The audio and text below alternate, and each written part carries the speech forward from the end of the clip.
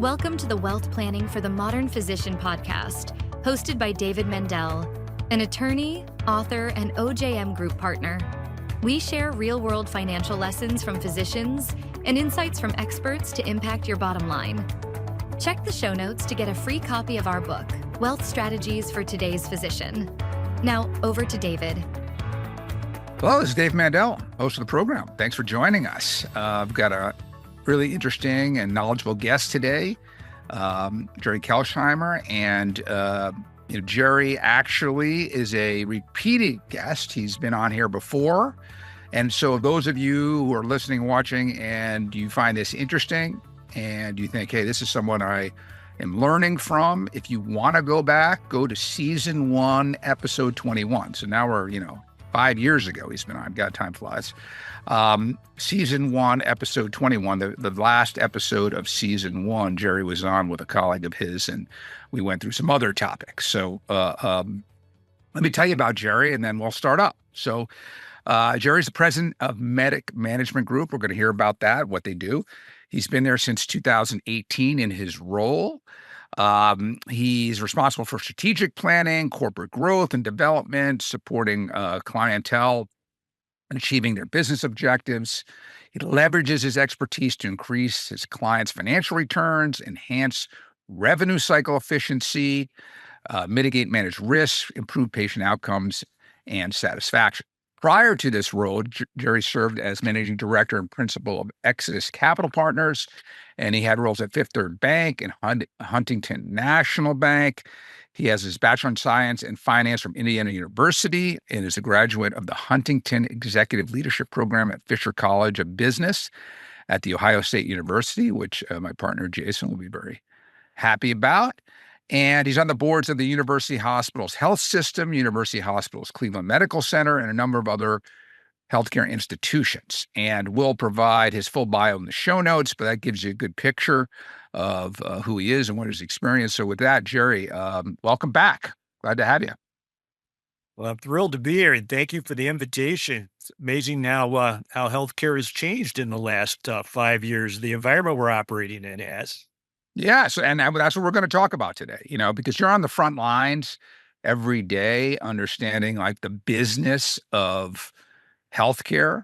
We're at OJM Group, obviously on the front lines of helping physicians and some practices on the financial piece and just like the wealth management piece, not revenues, not expenses, all that kind of stuff. So that's why I wanted you back, because you can really give some insights to folks on, the pulse of what's going on in the business of medicine. So before we start to get into that, I gave a little bit of bio, but maybe you can fill that out a little bit about, what are you guys doing for practices on the front lines every day? How are you helping docs? Sure. Thanks for the question. Yeah, so MMG is a professional service firm, not unlike your own. We've been delivering outsourced administrative management solutions and advisory and consulting services to clinical practices all over the country now for more than 25 years. So simply stated, we're solving business problems for clinical entities. I like to say we're allowing our physician clients and practice leaders to focus on patient care and clinical activity, knowing that we're helping them maximize their cash flows and earnings and overall business performance. So in some cases, that involves us taking over critical elements of back office operations and execution, and others, it may simply be our working with practices, med groups, hospitals, to find performance opportunities and essentially diagnose for opportunities and address issues and document past the revenue increase, cost reduction, as you said, and overall performance improvement. Find an unforeseen or previously unrealized opportunities. And my role with MMG, it's essentially to ensure that our team of now over 130 professionals remains highly qualified, adequately equipped, and fully supported to help our valued clients reach their performance potential and their personal and professional goals.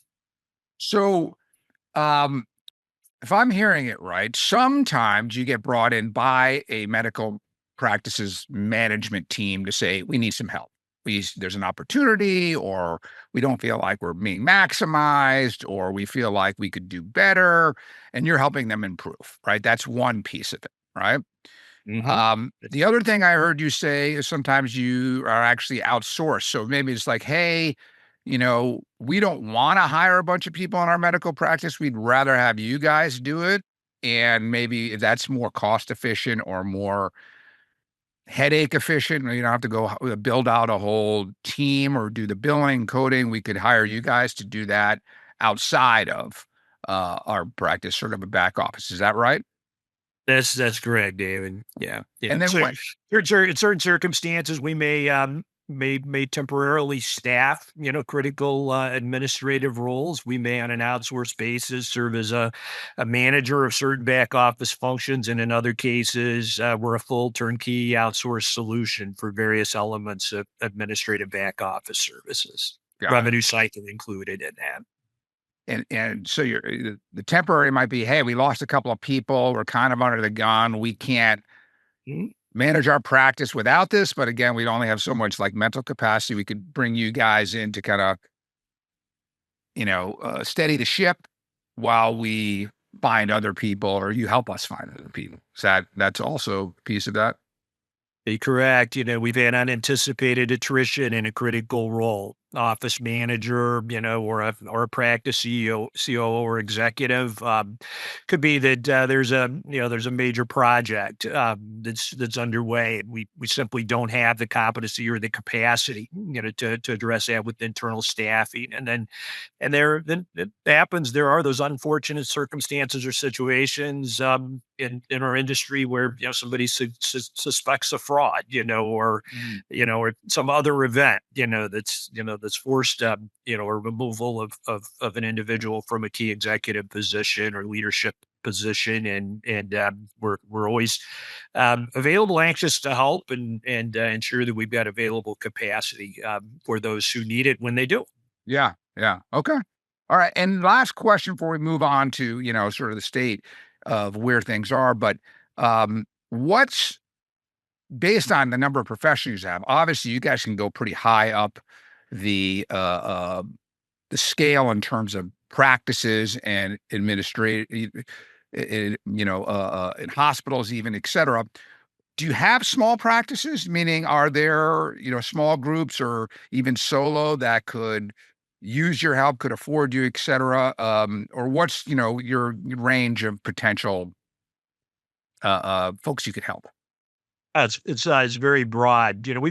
We've actually executed and supported execution of several practice startups with sole practitioners in, Okay. in in the first 6 months of this year. So it could be 1 to 2 physicians in an office, depending on the specialty. To some of our largest clients would be well into the hundreds of Got it. physicians. But the vast majority of the number of our clients are going to be independently owned and operated medical groups and Yeah. physician practice groups. Awesome. Okay, great. I wanted to set that stage so people watching or listening get a sense of, where you're coming from, what your world is. So that's really helpful.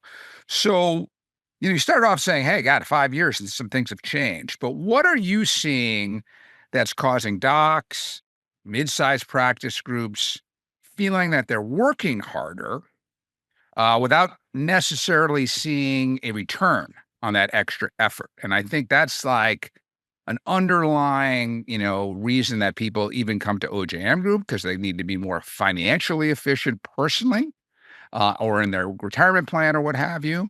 Um, uh, but obviously, you're seeing this on the front lines every day with just the business of healthcare. So, what's causing that in your opinion, your expertise?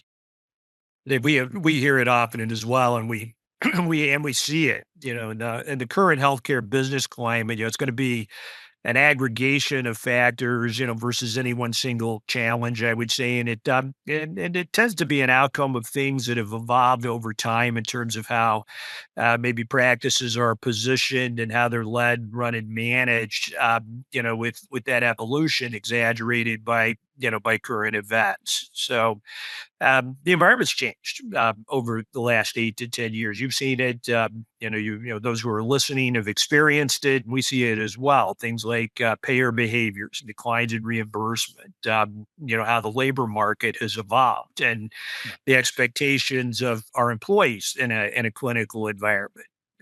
General compliance requirements and the implications of issues in compliance is changed, and one that we can't ignore. Patient demands have become greater. The general influence of consumerism in healthcare and other cost structure pressures. So if we're getting paid less and our employees are demanding more and our patients have increasingly greater leverage and choice, and the rules of execution of our clinical businesses and operations are getting more stringent, I would say we simply can't get away with running our businesses of medicine by accident.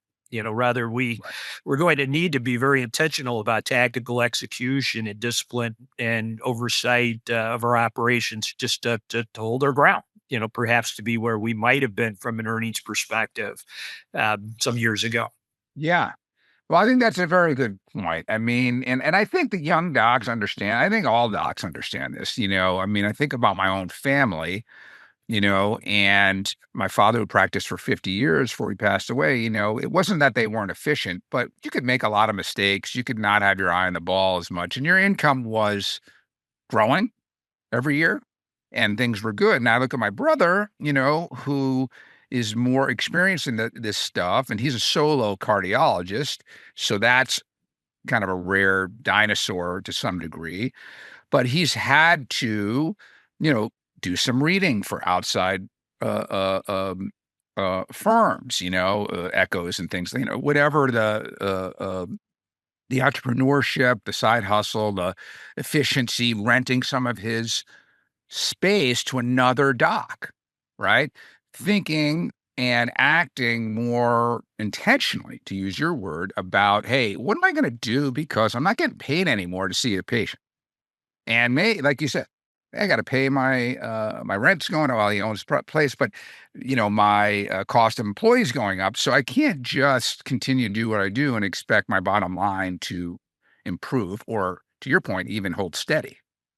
Even to So maintain status quo, you're right. right. Just to maintain status quo, you've got to be thinking a step or two ahead. And I agree with that. And I think that probably resonates with the people um, uh, um, listening and watching to this.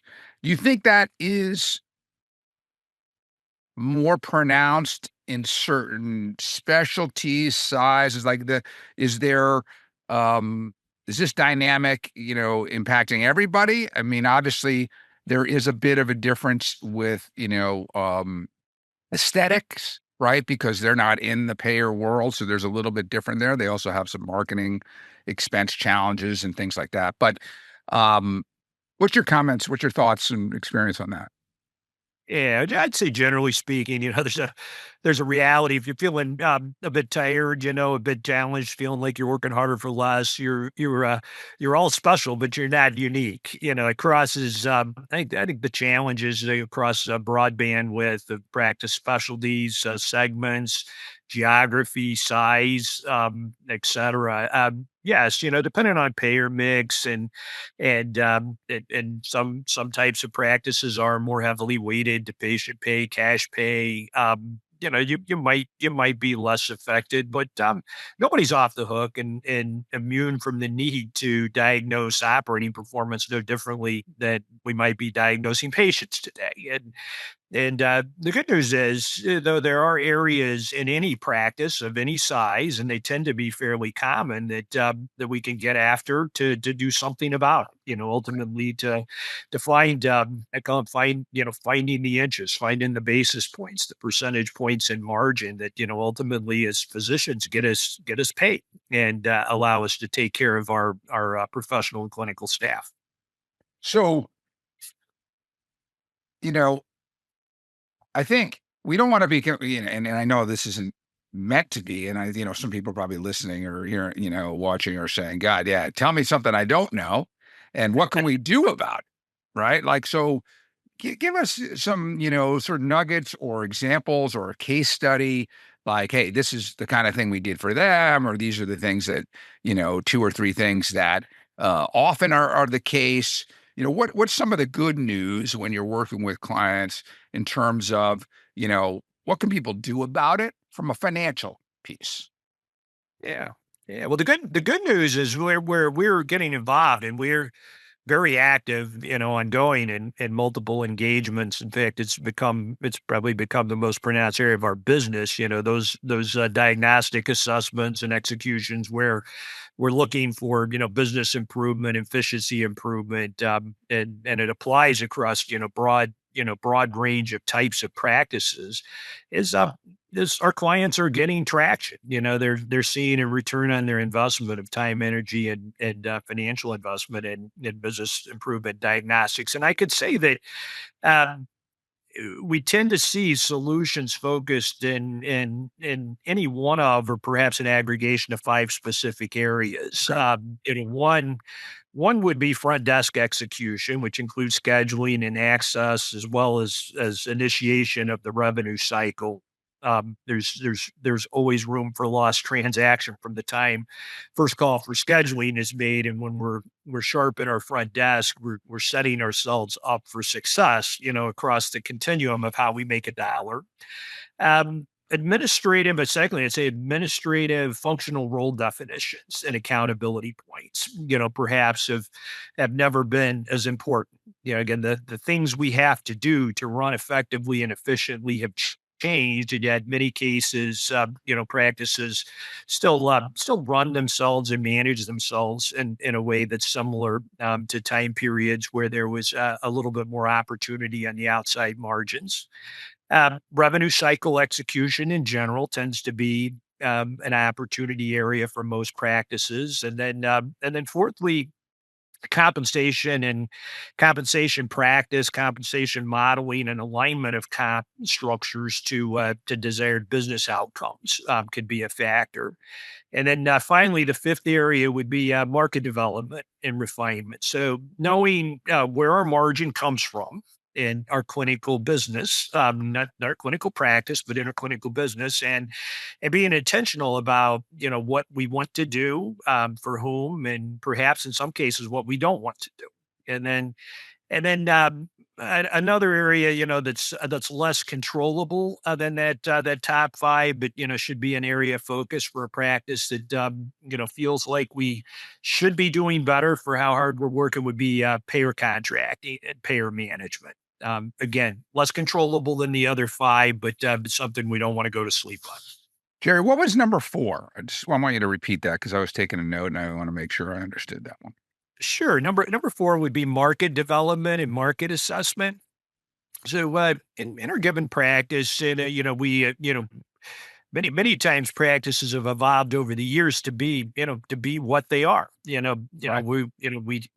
We essentially deliver the services we deliver to the market we deliver it to, because it's the way it's always been. I think in current times, understanding where we get our margin as we deliver healthcare, what specific services and for what specific population is not necessarily something that we can make broad changes in, but simply having an awareness of what we do for home can affect strategy, tactical execution, and where we want to focus our resources and our time in order to get the highest and optimal amount of return. Yeah, so, I want to drill down on that one just so I have it here and I want people who are listening. So they're the front desk, right, which makes sense. First opportunity, this is where you could be losing potential patients and revenue right from the get-go. Or you could be, you're not, any marginal improvement there might pay off for a long time, right? Management of staff, that's kind of business 101, right? MBA 101. You want each role to be doing better. That grows profitability, that can grow revenue, that can grow the organization, et cetera. Imagine that is something that is lacking in a lot of medical practices because, whether it's a law firm or medical practice, et cetera, none of us were trained, even a wealth management firm, to be employers to be managers, right? I mean, I have an MBA, but it's not like I'm an HR expert, So there's that. Billing, coding, obviously, you want to get every last dollar you can, and that makes sense. But let's just talk about the marketing for a second, because I think it's just interesting to understand, like, where are your patients coming from? It would be interesting, and I bet a lot of docs don't really understand that, right? If they have a, pretty good, well, I get a fair amount of referrals from this doc, because I know him and, he'll send me people, et cetera, or, patient referrals, or, people come into the their health insurance website and say, who's covered in this specialty in my area. But marketing something I'm, passionate about. And I think understanding where your patients come from, because to your point, it might be, hey, you're actually getting more patients from referrals than you think. So maybe spending one dinner a quarter to take out a couple of GPs that send you business is the best thing you could do to make some more money, and not having to be just working harder to make that same dollar, right? So that's just one example. I think that would probably fit into a lot of other options. But the first thing is you got to know where your patients are come from, right? Yeah. I would add to that too, and this will vary by practice, specialty, and segment and type. But yeah, if I, as a physician provider, and especially in multi provider offices, I look at the pie chart, so to speak, of how I spend my time. Right. There are things that we do that we get paid more for than others. And rigorous discipline business models, we always work to push work to the lowest cost point of functional execution. So if I wake up, in the morning, or I start my, on Sunday night, I think I'm going to start my week on Monday, relative to how I want to spend my time. In many practices, there can be opportunities to optimize the Right. return on a physician provider's use of time, financially or economically, based on, who we chose, what work we choose to do and who we choose to do it with. That doesn't mean we turn away patients necessarily. We may find other ways to do, to serve our patients in certain circumstances. Yeah, and it makes total sense. This is why physicians don't answer the phone at their practice, right? I mean, Mhm. that's the most extreme example. I use that all the time because everybody gets Yeah. that. But that discipline all the way up and down, the workflow in a business makes sense, right? I mean, that's why extenders and PAs and all that have developed over time. And um, you know, you got to be, you want to, there in the investing world, there's something, that we call the efficient frontier, right? It comes back to finance 101. If anybody took finance, it comes from, Nobel Prize winning financial theory, which is the concept of you want to get the most return out of any level of risk. And it's sort of a theoretical, line there. And that's sort of what we're talking about is, use your time as efficiently as possible.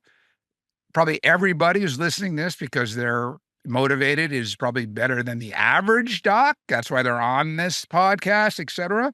But there's probably room for improvement all the way along. Right. And extend this conversation into administrative staffing. So, um, as a business executive, I fully appreciate that I have, many people in my organization that are more technically qualified to do their jobs than I am, to be able to Right. tell them how to do them. But it doesn't mean that I, as an effective executive, shouldn't shouldn't create boundaries and KPIs and set Right. clear expectations, that those individuals would be held accountable to. It's always interesting to me, and this would be very, very typical. In fact, I don't say it's just ordinary. If we set with a practice leader, and we look to sync up what their administrative staff, let's say front desk or office manager or revenue cycle specialist, those that are handling billing and coding or credentialing, when we ask the physician leader what they think their team members are spending time on, and then we contrast that with the interviews and the observations that we've done and how their team is actually spending time, would it surprise you that there are often variances? No, I suspect not. no, no. And it's amazing at times, the tens of thousands of dollars that can be found in reconciling those variances. Yeah, yeah. Um, Totally on board with that.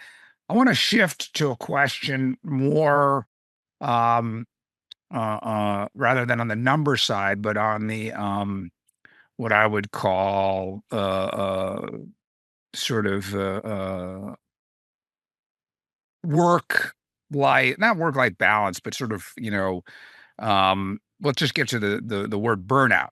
Okay. What what are you seeing, and what are some of the things that you're talking to physicians about outside of finance, outside of making it more efficient, but making them so they don't feel like they wanna, quit, or they want to just, take a sabbatical? How are you dealing with that and helping, practices deal with that issue? I think much of it comes down to, relative level of self-awareness and willingness to motivate change and to be a part of change. Okay. I often refer to four C's, as and many of our clients are doing well. Let me start with this, but they feel stresses either, personally, or maybe they are sensing some stress and some fragility in their business models, and they do just want to do better and to get better. And so we'll talk about four C's. The first one being conscience, the second being competency, the third capacity, and the fourth courage. So I always encourage our clients and our prospective clients to ask themselves these questions. Number one, am I really conscious of what is happening around me? Do I have this level of consciousness that tells me something needs to change? And sometimes that's the case. Sometimes maybe less so. Secondly, it's, do I have, in and around me in my office or in my infrastructure, in my organization, the competency to support, where I am, where I want to be, where do I want to go? And many times the answer to that question is yes, I have competent people around me, and yet I may be tested with the level of capacity that I have in that competency. So that would be the third C. And if I don't have that capacity, I have to be, thoughtful and intentional, purposeful about how I'm going to address that gap. And then finally and fourth, and I think it's probably the most relevant word on the list is courage. And if I've been doing what I've been doing the way I've done it for an extended period of time, and I haven't gotten bad results, I have a good lifestyle, in generally speaking, Right. and I realize there's risk in doing things differently. Am I willing to take mitigatable risks to get different outcomes? Do I have the courage to execute a bit differently? Both as it relates to how I run my practice, perhaps as it relates to how I spend my time, as it relates to, whom I delegate to and how I do that. And again, much of that comes down to, what is my true, threshold of pain, and, what's my relative awareness and consciousness about, you know, what's going to get me to where I want to go and be in terms of, just general peace of mind and healthy life balance and life situation.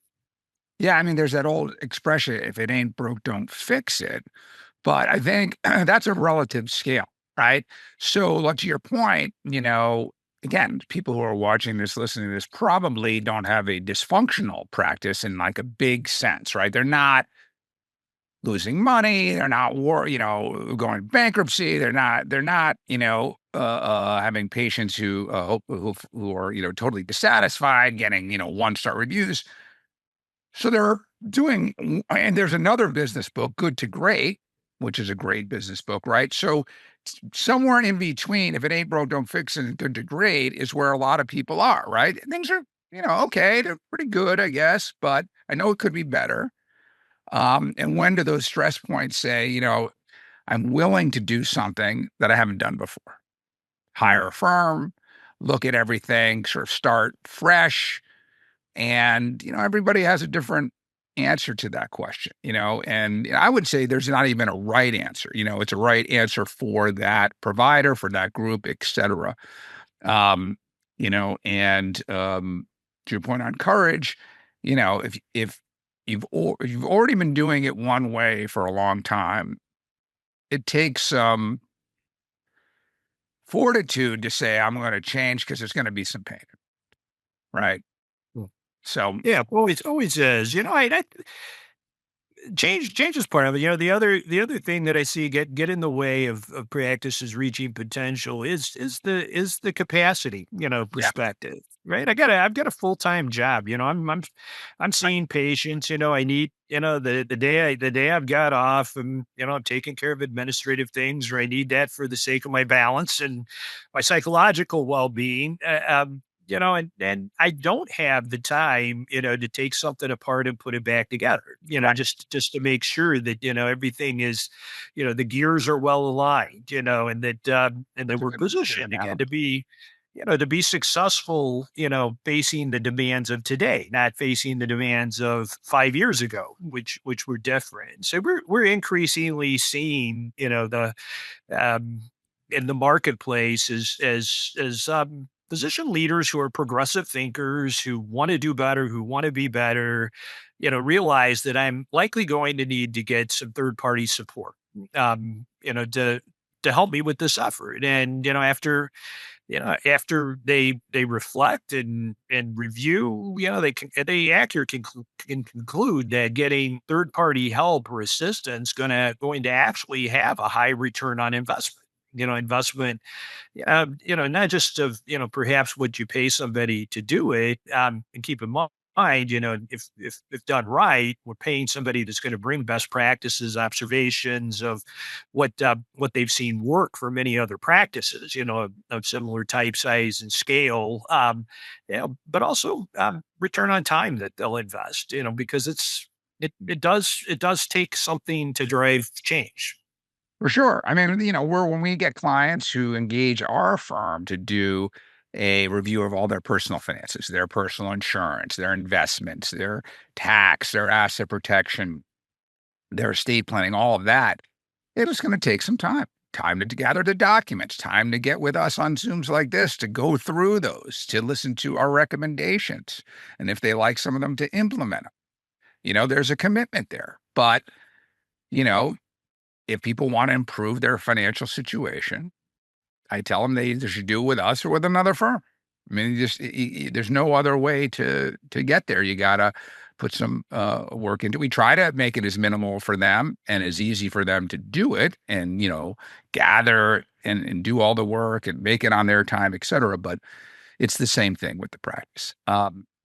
There's value, at the end of the process, one's in a better place than when they started. And yeah, likewise, when I look at the business environment that clinical operations execute in today, the winners, um, I see are the ones that are taking action. They're not waiting for things to change, which can be the tempting thing for a successful, performing practice, that is seeing, margin dilution over time and or the need to work harder just to hold ground. These are practices, physician leaders who are operating and managing their practices, clinical businesses with a much heightened degree of intention, rigor, and discipline, perhaps than they would have, and again, they maybe they've come up with the models, the methodology, the rhythms on their own. If not, they've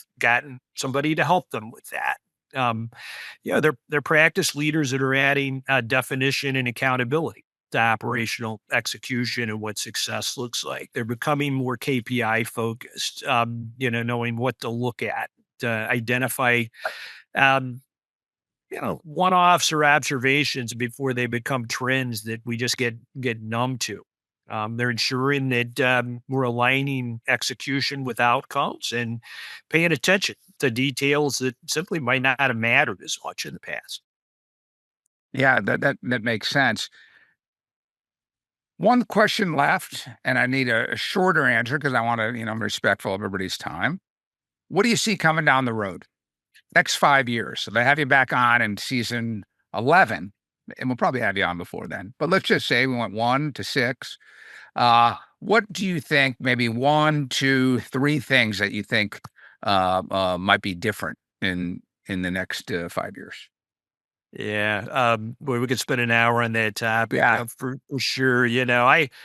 I think a continuance of some of the trends that we see today around reimbursements, competition, technology, et cetera. It'd be my answer to number one. What's happening is, the the general environment we're in isn't going to go away. As a broader point, I would say continued moves in the patient environment towards consumerism. And that's not just driven by the patient. That's also going to be influenced by payers and by employers who are looking to reduce healthcare costs. So access, efficiency, and cost in that regard. And then also, one of the things that I do certainly see and sense, and then also see changing is, the economics of employment models in large hospitals, are likely going to have the hospitals less aggressive, less interested in employing at scale and looking for alignment models, looser control models as they work with independent Partnerships, you're practices saying? versus large staff builds. You're saying partnerships more than employment model? Is that what you're saying?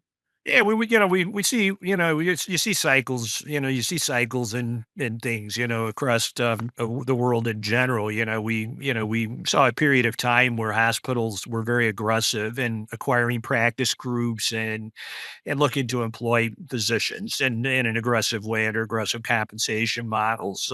Current environment, hospitals are challenged, no differently than, in fact, in many cases, more so than what we see, specialty practices and other independents in current environment, and as such are going, I believe, to be less apt to overpay for practices in an from an M&A perspective, and to rationalize compensation models relative to productivity expectations in a way that becomes a less desirable perhaps model for physicians to want to migrate to. And so in order to maintain patient flow into hospitals, I think you'll continue to see creative ways for hospitals to reach into the independent landscape to seek alignment with for both formal and informal alignments with independents to feed referral volume and